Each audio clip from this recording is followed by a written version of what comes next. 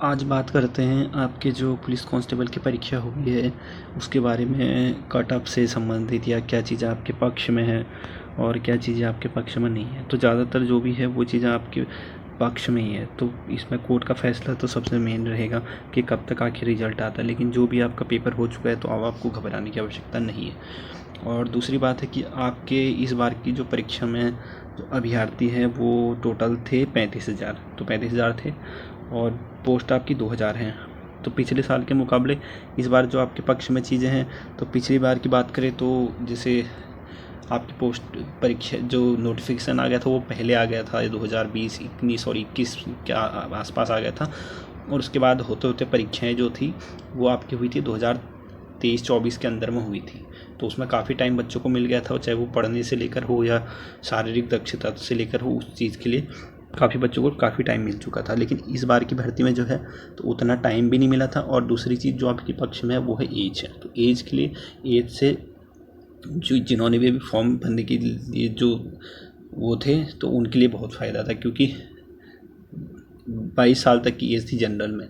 और अगर बात करें एससी की तो उसमें उनको 5 साल का रिजर्वेशन है, तो इस हिसाब से वो और ज़्यादा वाले हैं, एज वाले हैं। तो अगर यहाँ पर बात करें क्या चीज़ें आपके पक्ष में है, तो एक तो इसमें यह है कि जितने भी अभ्यर्थी हैं वो सब नए नए हैं, उन्होंने उत्तराखंड वगैरह ये चीज़ें पढ़ी नहीं, क्योंकि वो पहले से ही आर्मी वगैरह की तैयारी करने वाले थे। तो उसके बाद ये पोस्ट आई तो उन्होंने इसमें फॉर्म भरे, और उत्तराखंड किसी ने पढ़ा ही नहीं है और ना ही उत्तराखंड से रिलेटेड इस चीज़ से कोई जुड़ा हुआ है। तो उनको ज़्यादा से ज़्यादा 6-7 महीने का टाइम मिला है, तो उसी के अंदर में उन्होंने वो किया। और अगर बात करें पिछले साल के मुकाबले की पेपर की बात, तो पिछले साल का पेपर और इस साल के पेपर में बहुत अंतर है, क्योंकि जो उत्तराखंड लोक सेवा आयोग है वो लगभग बहुत अच्छा पेपर बनाता, फिर भी यूकेएसएससी ने तो मत ही पूछो क्या बोले। तो अगर पेपर के मुकाबले बात करें तो बहुत ज़्यादा अंतर है। पिछली बार के उसमें अभ्यर्थी जो थे वो 84 नंबर ला के भी उनका सिलेक्शन नहीं हुआ था, क्योंकि उनका फिजिकल कम था।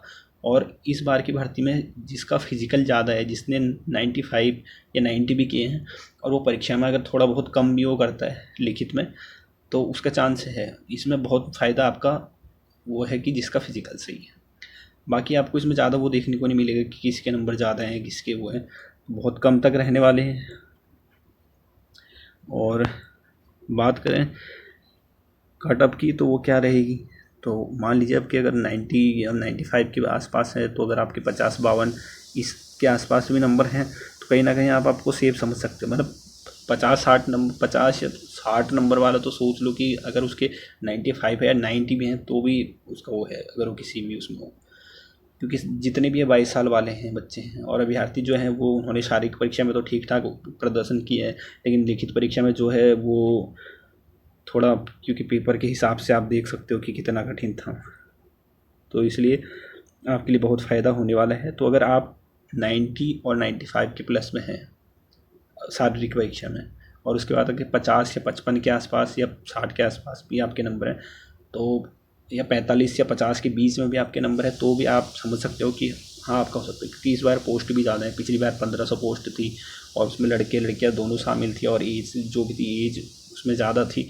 तो इस हिसाब से आप देख सकते हो कि इस बार आपका हो जाएगा। मतलब जिसके आप काट ऑफ तो नहीं बता सकते, लेकिन आप अपने नंबर के हिसाब से देख लीजिए। अगर आपके 95 या 90 के प्लस आसपास के नंबर हैं तो उसमें फिजिकल में, और अभी आपके 50 या 45 या 50 के बीच में भी है, तो भी आप अपने आप को काफ़ी सेफ समझ सकते हो।